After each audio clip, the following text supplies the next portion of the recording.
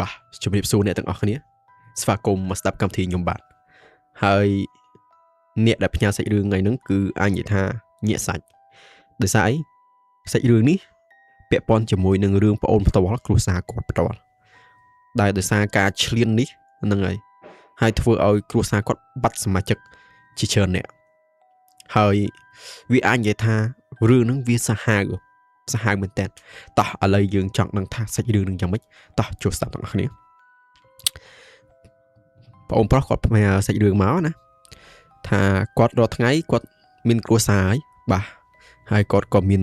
សមាជិកថ្មីម្នាក់ដែរតែរឿងហ្នឹងវាកើតឡើងនៅពេលដែលគាត់មិនតន់រៀបការអាចនិយាយថាគាត់រស់នៅក្នុងបន្ទប់គ្រួសារហើយពេលហ្នឹងគាត់អាចនិយាយថាគាត់នៅចំទើឬអាចនិយាយថាពេញកន្លោះហើយតែមិនអាចនេះគាត់ថា15 16ចុះបាទរៀងស្ទើរតិចតួចហើយគាត់អាចនិយាយថានៅក្មេងណាយើងគាត់ចូលចិត្តដើរលេងបំផុតយើងដឹងតែពីណានៅក្មេងគាត់ចូលចិត្តដើរលេងដែរអញ្ចឹងនៅថ្ងៃមួយគាត់ថ្ងៃហ្នឹងគឺអាចនិយាយថាគាត់ចង់ចេញពីផ្ទះមែនតើវាអាចនិយាយថាដូចមានអ្វីមួយដែលតាក់ទាញឲ្យគាត់មិនឲ្យនៅផ្ទះហើយចង់ដើរលេងគាត់ជិះម៉ូតូដូចថា stress ណាឲ្យបាត់សេតណាគាត់ជិះម៉ូតូទៅអាចនិយាយថានឹកស្មានមិនដល់ដោយសារមានគោយន្តមួយទៀតចេញពីព្រៃមកណាផ្លូវបត់ណាអញ្ចឹងវាបាំងដើមឈើគាត់មើលអត់ឃើញទេដោយសារគាត់ជិះរៀងលបឿនលឿនគួរសមដែរអាចនិយាយថាកុងទ័រហាអីណាអញ្ចឹងគោយន្តនឹងចេញមកឡើងផ្លូវជាតិហ្នឹងគឺគាត់បុកត្មងអញ្ចឹងលបឿនប៉ុណ្ណឹងវាអាចនិយាយថាគួរសមដែររហូតដល់គាត់បាត់បង់ស្មារតីគាត់ដឹងថាខ្លួនឯងធ្វើអីទេបាទហើយគាត់ភ្ញាក់ឡើងគឺគាត់នៅបន្ទីពេទ្យហើយគេប្រាប់ថាគាត់បាត់បង់ស្មារតីរយៈពេល2ថ្ងៃហើយក្នុង2ថ្ងៃហ្នឹងតើវាមានរឿងអ្វីកើតឡើងនៅពេលដែលគាត់គ្រោះថ្នាក់ដំបូងគឺអាចនិយាយថាគាត់ប៉ះពាល់ផ្លូវអារម្មណ៍គាត់មែនទែនគឺគាត់អត់ដឹងខ្លួនទេសឹងថាជាអ្នកដតីមួយទៀតដោយសារអីនៅពេលគាត់ត្រូវនឹងអាចនិយាយថាត្រូវដៃត្រូវជើងរៀងគួរសមដែរតែស្មារតីគាត់ដូចសឹងថាបាត់ព្រលឹងពីខ្លួនអញ្ចឹងគាត់វង្វេងវង្វាន់ដើរគ្មានទិសដៅអញ្ចឹងហើយអ្នកដែលបើកកលាថងហ្នឹងគេចាប់គាត់ជាប់តែប្រឡែងគាត់ក៏ដើរទៅកណ្ដាលថ្នល់ទៀតឬក៏ដើរទៅណាអត់ដឹងខ្លួនដើរសឹងថាអត់មានព្រលឹងខ្លួនអញ្ចឹងគេក៏តំណាក់តំណងបាទហើយអ្នកភូមិណាហើយដល់គ្រួសារគាត់សមាជិកគ្រួសារគាត់រហូតឪពុកគាត់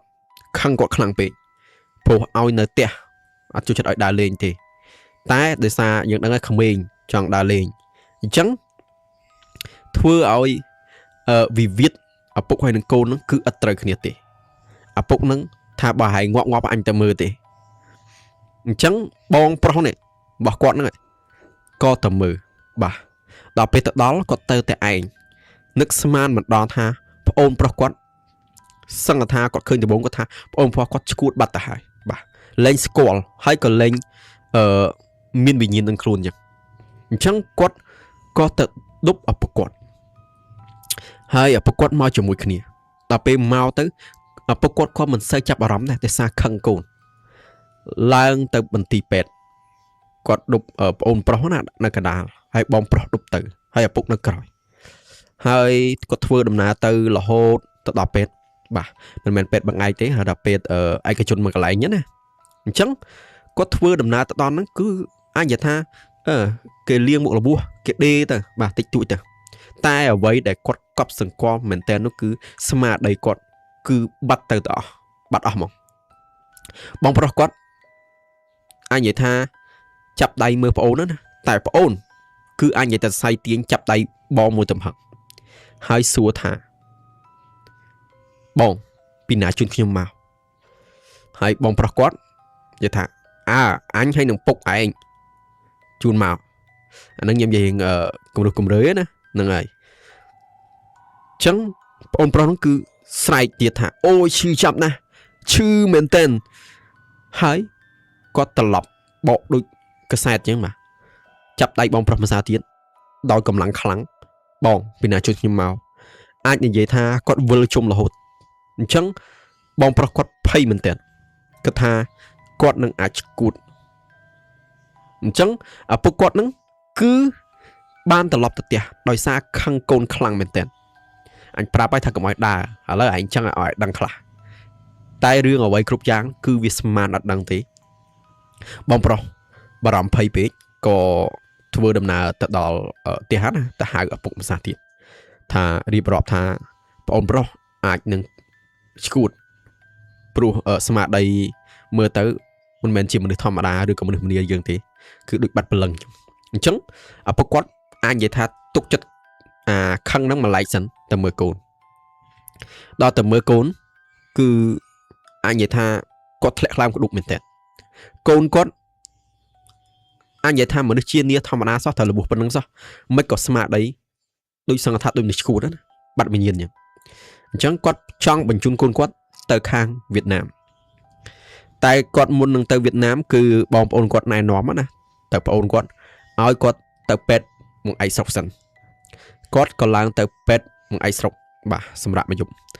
អ្វីដែលមិននឹកស្មានដល់នោះគឺឪពុកម្ដាយរបស់គាត់អាចនិយាយថាជាតាយាយរបស់គាត់បាទតាយាយរបស់ម្ចាស់សាច់រឿងណាគាត់បានដុតធូបបាទគាត់បែកបន់ហើយអ្វីដែលយើងនឹកស្មានមកដល់នោះបាទការដុតធូបបែកបន់នេះធ្វើឲ្យព្រលឹងសពគ្រប់ប្អូនគឺមកវិញហើយព្រលឹមឡើងគាត់ភ្ញាក់ពីដេកណាអាចនិយាយថាភ្ញាក់ហ្នឹងវាចិត្តរសៀលហើយម៉ោង9ម៉ោង10ហើយគាត់ភ្ញាក់មកដូចអត់មានរឿងអីធម្មតាសួរថាហើយខ្ញុំនៅកន្លែងណាហើយអាចនិយាយថាបងប្អូននៅជុំវិញគាត់គឺបើកភ្នែកសមើលគាត់គ្រប់គ្នាសំណួរដែលគាត់សួរអាចនិយាយថាគាត់អត់ដឹងអ្វីទាំងអស់អញ្ចឹងបងប្អូនខ្លះក៏មិននិយាយច្រើនតែបងប្រុសគាត់ថាអូនសម្រាប់ទៅបាទចាំទៅទៀតយើងចេញពីផ្ទះចាំទៅផ្ទះចាំបងរៀបរាប់ឲ្យស្ដាប់បាទហើយបងប្រុសគាត់អធិប្បាយតាមសាច់រឿងហ្នឹងទៅហើយអ្វីដែលគាត់សម្គាល់នោះតាំងពីមានរឿងនឹងកើតឡើងមកគ្រួសារគាត់តែងតែមានរឿងមិនឈប់មិនឈរចូលមកគឺអញនិយាយថាបន្តបន្ទាប់ឪពុករបស់គាត់គឺជាអ្នករស់ស៊ីបាទអញនិយាយថាប្រព័ន្ធការគាត់នៅតូចគ្រួសារគាត់គឺលំបាកលំបិនមែនទែនតែដោយសារឪពុកគាត់អ្នកដែលខំប្រឹងតស៊ូជំនះអញ្ចឹងធ្វើឲ្យគាត់នឹងមានផ្លូវមួយបាទអញនិយាយថាគាត់ធ្វើជាឈ្មួញកណ្ដាលណាលក់ដូរពីជនបទមកយកទៅទីផ្សារអញ្ចឹងគាត់ឈ្មួញកណ្ដាលគាត់អញនិយាយថាគាត់ស៊ីក្បាកាបាទហើយគាត់រស់ស៊ីលក់អវ៉ាន់ចាប់ហួយទៀតអញ្ចឹងគាត់រស់ស៊ីឡើងមែនទែនអញ្ចឹងគាត់អ្នកចំណាក់ស្រុកទេហើយគាត់មកថ្មីថ្មោងរយៈពេលតែ6 7ឆ្នាំគាត់អាចធ្វើផ្ទះដល់3ខ្នងហើយគាត់អញនិយាយថាគោយន្តមានម៉ូតូសេរ៉ូអញ្ចឹងមានអ្នកដែលគេចំណែនមែនតើហើយអ្នកចំណែនហ្នឹងអញនិយាយថាជាបងប្អូនហ្នឹងណាដែលគាត់មកជាបងប្អូនចំនួនមួយបាទមករស់នៅក្បែរគ្នាណាតែមុនដំបូងហ្នឹងបងប្អូនចំនួនមួយហ្នឹងគាត់មកមុនបាទគាត់មកមុនហើយដីដែលគាត់មកហ្នឹងគឺជាដីបងរបស់គាត់ដែលពីមុនអត់មានតម្លៃគាត់ឲ្យបាទគាត់ក៏អរគុណមួយយ៉ាងដែរបាទហើយយើងសុំនិយាយសាច់រឿងតទៀតឪពុកគាត់គឺជាមនុស្សដែលមិនងាយឈឺទេតែអ្វីដែលប្លែកនោះគឺឪពុកគាត់ចាប់ផ្ដើមឈឺមិនថាឪពុកគាត់ម្ដាយគាត់តាយាយគាត់ឬក៏ប្អូនស្រីឬក៏បងប្រុសគឺឈឺប្រដាក់គ្នាមកមានអ្នកជួសរោមក្រោមផ្ទះផងលើផ្ទះផងបាទគេជិះម៉ូតូឆ្លងកាត់មើលគ្រួសារនឹងកាត់ថៃឈឺអត់ឈប់បាទសាច់រឿងដែលបន្តប្លែកឪពុកគាត់ក៏ទៅរកគ្រូមើលណាអញ្ចឹងបានដឹងដំណឹងថាគេធ្វើអំពើគាត់តែគាត់អត់ដឹងថាអ្នកណាធ្វើទេគាត់ដឹងថាគេធ្វើឪពុកគាត់ទៅនឹងគឺអញនិយាយថាមកវិញគាត់មានខ្សែព្រះហើយនឹងចែកកាច់ហើយខ្សែព្រះគាត់ជូនឲ្យបងប្រុសគាត់ហើយចែកកាច់គាត់ពាក់ខ្លួនឯងហើយបងប្អូនឪពុកម្ដាយតាយាយគឺមានខ្សែកថាម្នាក់មួយរៀងខ្លួន សមាជិកគ្រួសារខ្ញុំគឺអ៊ូអរគ្នាច្រើនមែនតើហើយមួយរយៈក្រោយអាចនិយាយថាវាមានរឿងបន្តទៀតដោយសារអ្នកធ្វើនឹងគេដឹងថាយើងមានរបស់ការពារអ្វីដែលយើងប្លែកមែនតើនោះគាត់មិនដែលមកលេងយើងទេតែសុកស្រាប់តែគាត់មកល្អក់អើនមកផឹកស៊ីហើយនឹងអាសាមកលេងផ្ទះគាត់ដោយសារមកញឹកញាប់គាត់ផឹកស៊ីណាអញ្ចឹងគាត់អត់មានចិត្តប្រុងប្រយ័ត្នមែនតើមានថ្ងៃមួយផឹកស៊ីគឺអញនិយាយថាអ៊ំប្រុសរបស់គាត់បញ្ចុកគ្រឿងខ្លែមមួយបាទដោយមិនដឹងថាមូលហេតុអីគាត់យកសាច់ខ្លែមហ្នឹងគាត់បញ្ចុកដៃពីរឲ្យឪពុកគាត់ក៏មិនសឹកកត់សកលដែរឪពុកគាត់ដោយសារគិតថាបងប្អូនហើយផឹកស៊ីសបាយផងគាត់ក៏អត់ប្រកាន់ខ្លួនដែរតែពេលគាត់ហូបរបស់នឹងហើយអញនិយាយថាផឹកស៊ីហើយបើជាប់គឺយប់ហ្នឹងគឺអញនិយាយថាអាការៈឪពុកគាត់គឺឈឺខ្លាំងមែនទែនហើយនៅពេលព្រលឹមឡើងឪពុកគាត់ក៏បានទៅពេទ្យពេលទៅពេទ្យគេពិនិត្យទៅឃើញថាមានជំងឺកាពះ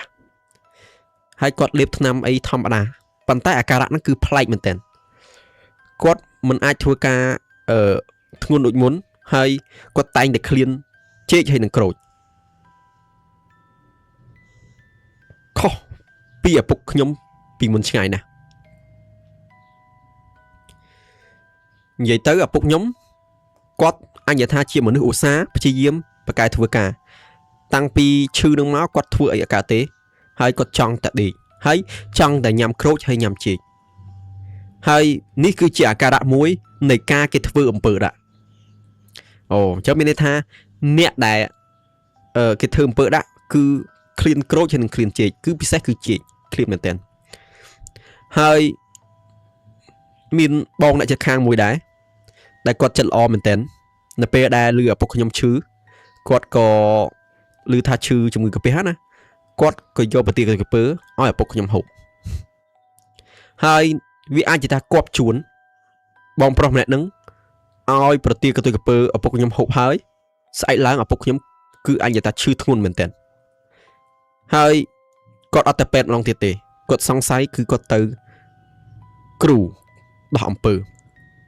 តែដោយសារគ្រូដោះអំពើនៅឆ្ងាយពេកឪពុកខ្ញុំគឺចេញដំណើរទៅទាំងព្រលឹមហើយអញនិយាយថាទៅមកម៉ូតូ3នាក់ពូខ្ញុំបងប្រុសខ្ញុំហើយនិងឪពុកខ្ញុំអង្គុយកណ្ដាលពូខ្ញុំអ្នកដប់បងប្រុសខ្ញុំនៅពីក្រោយគាត់ធ្វើដំណើរទៅ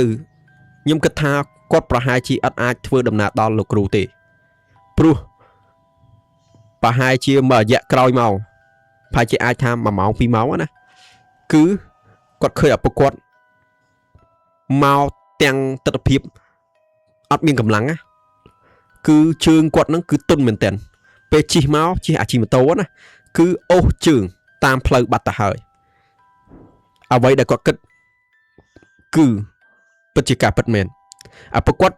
បានស្លាប់បាត់ទៅហើយអូអញនិយាយថាដោយសារគាត់ញ៉ាំរបស់ដែលគេឲ្យយប់មិញណាអញ្ចឹងថ្ងៃហ្នឹងគាត់ចង់ទៅគ្រូដែរប្រហែលជាទៅអត់តាន់អញ្ចឹងគាត់ទៅអត់តាន់អញនិយាយថាពាក់កណ្ដាលផ្លូវណាអញ្ចឹងគាត់បានស្លាប់ទៅហើយគាត់អញនិយាយថាគាត់ក្តួលមែនតើព្រោះឪពុកគាត់ជាមេគ្រួសារពេលបាត់បង់ទៅម៉ាក់គាត់ជាមេផ្ទះគាត់អត់ចេះអីទេហើយបើផុតពីឪពុកគាត់គឺអញនិយាយថាបាត់ពីបង្គោលគ្រួសារមែនតើហ្មងបាទនៅតាយាយផងហើយនៅកូន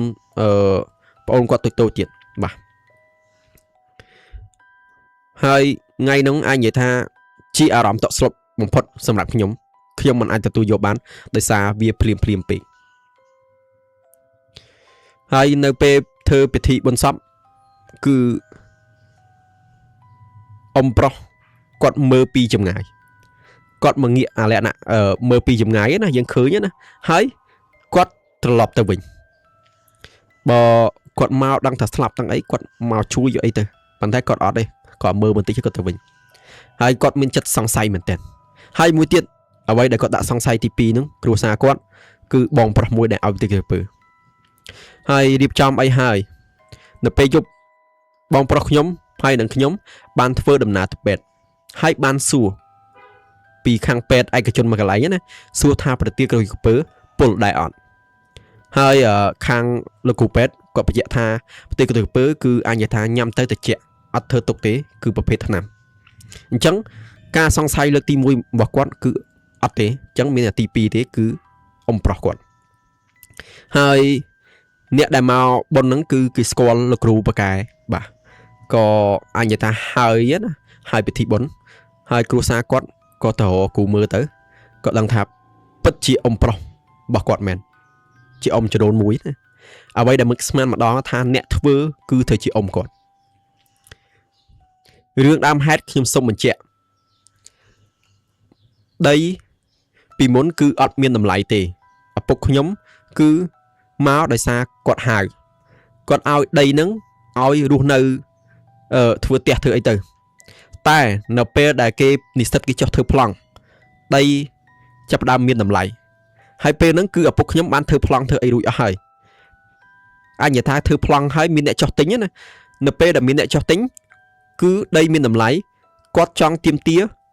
ដីហ្នឹងរបស់គាត់ដែលឲ្យហ្នឹងគាត់ចង់យកវិញរយៈពេល10ឆ្នាំជាងជិត20ឆ្នាំអញ្ចឹង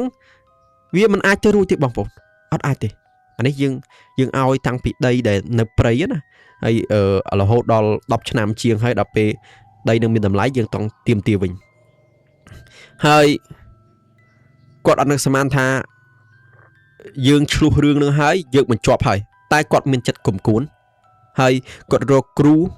ផ្សេងទៀតមកធ្វើដាក់គាត់រហូតដល់បាត់បង់ឪពុករបស់គាត់ហើយគេធ្វើនេះគឺមិនមែនធ្វើលក្ខណៈចង់ឲ្យឪពុកគាត់ស្លាប់តែប៉ុណ្ណេះទេគឺចង់ឲ្យគ្រួសារគាត់គឺស្លាប់ទាំងអស់មក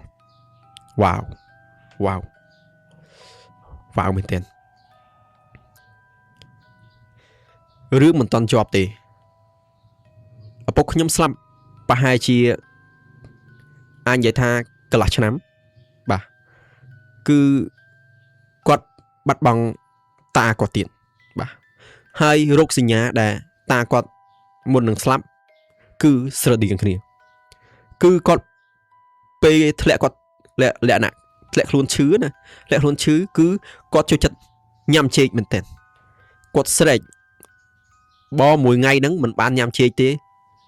គាត់ស្រែកសឹងតែបែកផ្ទះអ្វីដែលខ្ញុំសង្ស័យ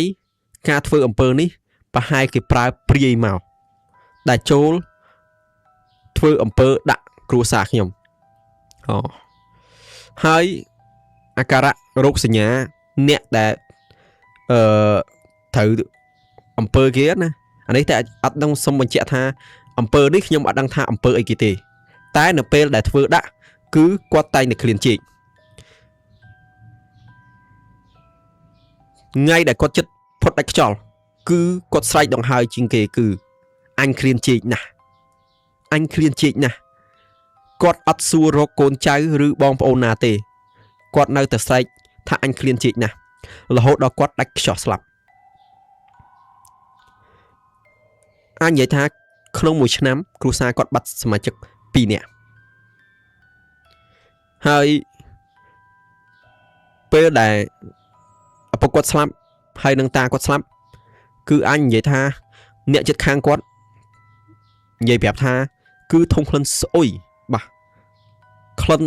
សាកសពដែលស្អុយមែនតើមកគេទ្រាំមិនបានវេលាតែម៉ោង12គឺម៉ោង1យប់អីហ្នឹងគឺក្លិននឹងចេញមកហើយអត់ដឹងថាឪពុកឬក៏តាគាត់ហ្នឹងស្លាប់ទៅគាត់ទៅសុគតិភពឬក៏បានសុគទេឬក៏យ៉ាងណាក៏យើងអត់ដឹងដែរតែអញនិយាយថាអ្នកចិត្តខាងគឺធំក្លិនស្អុយអត់ដឹងមូលហេតុទេរហូតនៅថ្ងៃមួយបងប្អូនខ្ញុំគាត់នៅផ្ទះតាំងពីបាត់សមាជិកគ្រួសារ2នាក់គឺអញនិយាយថាគាត់មានផ្ទះចកាមួយទៀតណាគាត់រវល់បាត់ពីឪពុកគាត់ទៅអញ្ចឹងគាត់ចោះធ្វើចកាទាំងបងប្រុសទាំងអីហ្នឹងគាត់ទុកឲ្យបងប្អូនគាត់នៅផ្ទះមើលហើយម្ដាយគាត់ហ្នឹងនៅតែផ្ទះចកាទេហើយគាត់ឲ្យបងប្អូនគាត់2នាក់ប្រុសហ្នឹងឲ្យនៅមើលផ្ទះហ្នឹងតែផ្ទះភូមិគេហៅថាផ្ទះភូមិណាហើយបងប្អូនគាត់ តែងតែនិយាយប្រាប់គាត់រឿយៗថាគាត់នៅផ្ទះពេលយប់គាត់អត់ហ៊ានចុះនោមទេនៅពេលដែលយប់មកដល់ហើយស្ងាត់គឺគាត់តែងតែឃើញមនុស្សឬក៏អាចនិយាយថាស្រមោលខ្មៅណាអត់មានក្បាលទេឈរនៅកម្មតាអាចនិយាយថាស្ទាក់មិនឲ្យគាត់ជុះនោមទេឬក៏ចេញចុះទេអញ្ចឹងប្អូនប្រុសទាំងពីរហ្នឹងគឺសំបីតែនោមក៏អត់ហ៊ាននោមអាមាត់ប្អួចហ្នឹងក៏អត់ហ៊ាននោមដែរសុខចិត្តខ្ទប់ពងខ្លួនឯងហ្នឹងគឺដេកតឹងយ៉ាងមកអញថានោមដាក់ខោក៏នោមទៅអត់ហ៊ានចុះនោមទៅក្រោមទេរហូតពេលខ្លះក្រោកពីដេកមកម៉ោង2ម៉ោង3គឺឃើញស្រមោលខ្មៅហ្នឹងគឺនៅលើអាចក្រងកន្លែងសកដាណាគឺកំពុងតែអង្គុយបក់ជើងអត់មានក្បាលទេហើយឡើងខ្មៅមិនដឹងថាជាប្រុសឬក៏ជាស្រីតែស្រមោលហ្នឹងគឺមានធំមែនតើអាចនិយាយថាបច្ចៈជាមនុស្សប្រុសហើយប្អូនប្រុសគាត់គឺអាចនិយាយថាដេកនៅចាំផ្ទះហ្នឹងគឺដោយភាពភ័យខ្លាចមែនតើភ័យខ្លាចទាំងពីរនាក់អាចនិយាយថាប្រាប់បងម្ដងហើយម្ដងទៀតណាអត់ចង់នៅទេតែដោយសារបងប្រុសហើយនឹងម៉ាក់អីហ្នឹងគឺទៅធ្វើចការធ្វើអីណាអញ្ចឹងនៅឆ្ងាយអញ្ចឹងឲ្យប្អូននៅមើលផ្ទះទៅហើយ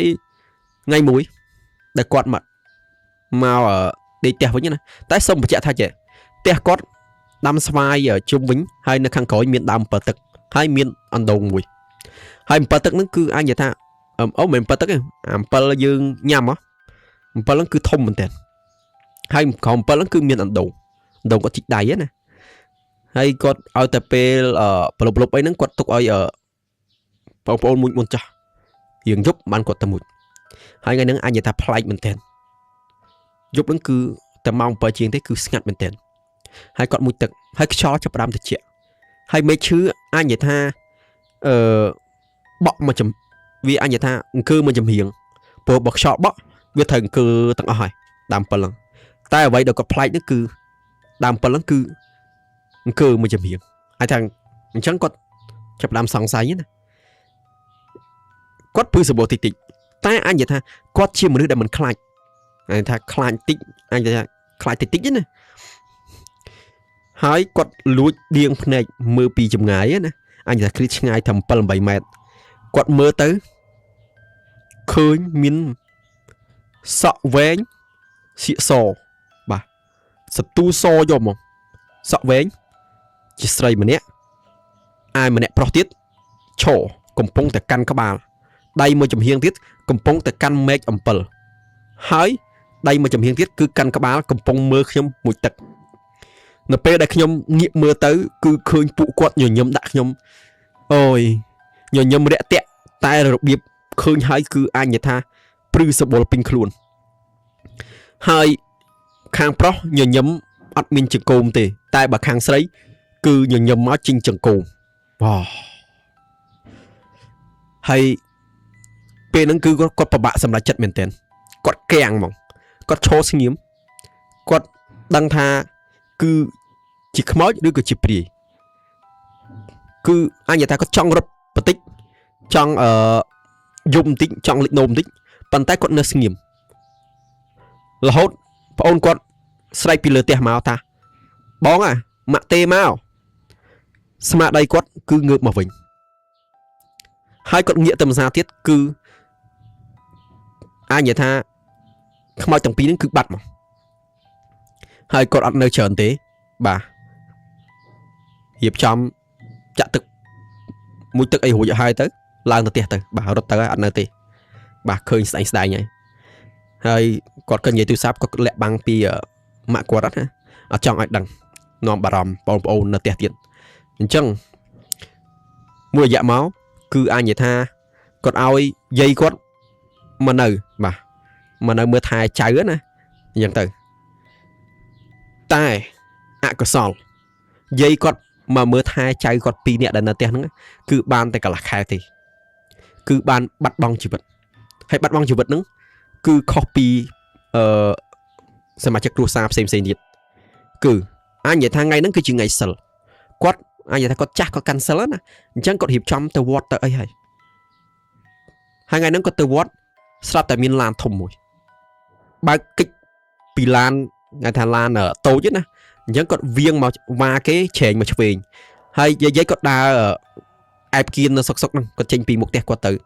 តែគេកិច្ចពីឡានហ្នឹងមកគឺមកបុកគាត់ហើយកិនគាត់អត់មានសុំបីតែសាច់ធ្វើបុណ្យនិយាយទៅកិនកាពៀតមកបាច់ខ្ទេចខ្ទីមកសឹងតែរកសាច់ធ្វើបុណ្យអត់ឃើញមកអូយើងសម័យទឹកភាពហ្នឹងណាថាធ្វើបុណ្យសឹងថាអត់មានសាច់យកតែធ្វើបុណ្យដោយសារឡានកិនហ្នឹងគឺកិនពីមុខរហូតដល់អាកង់ក្រោយហ្នឹងគឺកិនបាច់សោះសាច់មកអស់មកហើយពេលឮដំណឹងថាយាយខ្ញុំស្លាប់ខ្ញុំចូលទៅមកផ្ទះវិញណាខ្ញុំមើលឃើញសាកសពហើយទឹកភ្នែកខ្ញុំហូរខ្លាំងបំផុតព្រោះតក់ស្លុតមួយជីវិតខ្ញុំអត់ដែលឃើញគ្រួសារខ្ញុំដល់ថ្នាក់ហ្នឹង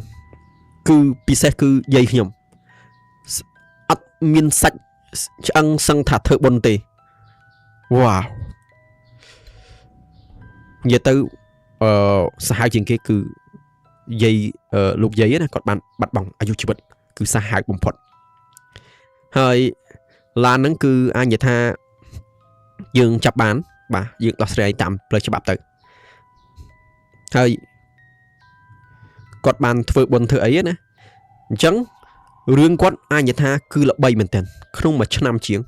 ផ្ទះគាត់គឺស្លាប់តែ3នាក់រហូតដល់សមាជិកគ្រួសារគាត់ឈប់នៅផ្ទះហ្នឹងនាំបងប្អូនកូនចៅទៅនៅផ្ទះចំការហើយអាចនិយាយថាតាំងពីគាត់រស់នៅផ្ទះចំការមកគឺអត់ដែលមានរឿងអីទេហើយផ្ទះភូមិហ្នឹងគឺឲ្យតែថ្ងៃសិលបានគាត់ទៅដុតធូបដល់ឪពុកគាត់ណាហើយជានាងផ្ទះប្រភពទៅតែអ្វីដែលគាត់ឆ្ងល់ហេតុអីបានជានាងផ្ទះហើយនឹងប្រភពមិនអាចជួយពួកគាត់បានខ្ញុំអត់ដឹងរឿងថាអាចជាខ្មោចមកនៅដើមឈើនៅផ្ទះខ្ញុំឬក៏មានអ្នកធ្វើអាចនិយាយថាបោកគ្នាក៏មិនដឹងអ្នកធ្វើមិនតង់ហើយឬក៏អាចមានខ្មោចទៀតតែនៅពេលក្រោយទៅពួកខ្ញុំដឹងវ៉ូអ្វីដែលខ្ញុំដឹងនោះគឺគេបានយកឆ្អឹងខ្មោចដាក់នៅមុខផ្ទះអូមុខផ្ទះគ្រួសារខ្ញុំតែបានធ្វើហៅគ្រូមកដោះម្សាហើយលើកទី2គេយកឆ្អឹងខ្មោចហ្នឹងទៅដាក់ក្នុងផ្ទះខ្ញុំតែខ្ញុំអត់ដឹងទេអូអញ្ចឹងបាននេះហើយអាចនិយាយថាគ្រួសារខ្ញុំគឺបាត់បង់សមាជិក3នាក់ហើយបងប្រុសខ្ញុំគ្រួសារខ្ញុំពេលនៅនឹងគឺឈឺអត់ឈប់មកអញ្ចឹងក៏ចាប់ផ្ដើមដូរផ្ទះហើយរហូតដល់ខ្ញុំលក់ផ្ទះហ្នឹងគឺអត់មានអ្នកទិញទេដោយសារអ្នកភូមិគេដឹងដល់តែអ្នកចម្ងាយហើយមានអ្នកចម្ងាយតែគាត់មកគាត់ទិញផ្ទះនឹងយកទៅគាត់លក់ទៅផ្ទះទេដីគាត់លក់ទេហើយតាំងពីគាត់រស់នៅផ្ទះចំការមកអញនិយាយថាគាត់មានក្តីសុខមែនតើតែខ្ញុំសូមបញ្ជាក់រឿងអ្នកធ្វើអំពើដាក់ឪពុកខ្ញុំមិនដឹងជាកម្មពីអីទេគ្រួសារគាត់មានភ្លើងឆេះផ្ទះធ្វើឲ្យស្លាប់កូនគាត់បាត់បង់សមាជិក2នាក់គាត់សល់កូនប្រុសតែម្នាក់ទេតែអ្វីដែលហួសបំផុតនោះគឺកូនប្រុសគាត់គឺជាមនុស្សដែលមិនប្រក្រតីអញនិយាយថាជាមនុស្សដែលសតិអសើគ្រប់អូអញ្ចឹងសមាជិកគ្រួសារគាត់មាន5នាក់គាត់មានកូនប្រុស1ស្រី2តែនៅពេលភ្លើងឆេះហ្នឹងគាត់ស្លាប់កូនស្រីគាត់2នាក់ហើយនៅកូនប្រុសគាត់កូនប្រុសពៅដែលនិយាយទៅកូនប្រុសពៅហ្នឹងគឺសតិអសើគ្រប់ទេបាទហើយ autism ហ្នឹងក៏ខ្ញុំអត់ដឹងដែរហើយខ្ញុំក៏អាណិតគាត់ដែរតែនេះប្រហែលជាកម្មពៀរបស់គាត់ហើយអាចនិយាយថាខ្ញុំអហោសកម្មឲ្យគាត់ចោះកុំឲ្យចងកម្មពៀដល់ជាតិក្រោយខ្ញុំតែងតែសុំតែសេចក្តីសុខអូគិតទៅរឿងនេះអាចនិយាយថាយើងស្ដាប់ចូលចុងក្រោយបើដឹងថាពេលខ្លះកម្មពៀវាអត់ដល់ជាតិក្រោយទេជាតិនឹងក៏យើងដល់ដែរបាទយើងធ្វើឲ្យគ្រួសារគេបែកបាក់យើងក៏អាចបែកបាក់នៅពេលហ្នឹងដែរ ហើយអាចកម្មពៀនឹងអាចឆ្លងដល់ជាតិក្រោយទៀតហើយកុំឈ្លាននេះអីបាទបងប្អូនយើងទេហើយរស់ស៊ីមានបានយើងគួរតែជួយអទៅតែបែបតែគាត់ចាប់ផ្ដើមខឹងបាទអញនិយាយថាវាផ្ទះនៅចិត្តគ្នាណាគេថាដូចចានមួយរាវអញ្ចឹងតែប៉ះតង្កិចគ្នាបាទហើយគាត់ចិត្តតែប៉ះបន្តិចគាត់គុំបន្តិចប៉ះតិចគុំតិចបន្តិចហើយរហូតដល់មានរឿងជាច្រើនបាទហើយធ្វើឲ្យគាត់ចិត្តខឹងមែនតើឈ្លាននេះរហូតដល់ចង់ឲ្យគ្រួសារគេផុតពូជហើយគ្រួសារគេដឹងដែរបានគេដកខ្លួនចេញទៅបាទហើយគេអត់តបទេប៉ុន្តែកម្ពុជាតបស្នងទៅគ្រួសារគាត់វិញធ្វើឲ្យគាត់ព្រាត់ប្រាសបាទក្តៅក្រហាយហើយសាច់រឿងនេះខ្ញុំផ្ដាំផ្ញើទៅដល់អ្នកទាំងអស់គ្នាបើជួបរឿងបែបហ្នឹងគួរតែធ្វើបុណ្យហើយ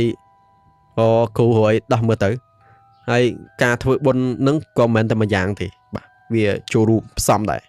តែបើយើងអត់ទៅរកគ្រូមើលរួយទេដោះទេក៏អត់ដែរបាទខ្ញុំជួបអ្នកស្គាល់ដែរគេធ្វើគាត់តែគាត់និយាយប្រាប់គាត់ដែរតែគាត់ថាធ្វើតែបុណ្យទៅបាទគង់តែបាត់ទេតែអាហ្នឹងវាមិនមែនអញ្ចឹងទេបងប្អូនហើយ